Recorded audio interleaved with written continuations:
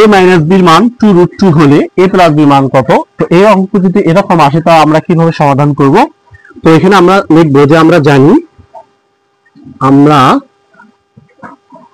জানি অর্থাৎ যেহেতু আমাদের প্লাসের মান চাইছে তখন আমরা a প্লাস b এর হোল স্কয়ার দেব। আমরা a plus b whole square সূত্র জানি a minus b whole square, এখানে আমরা দেব প্লাস 4ab।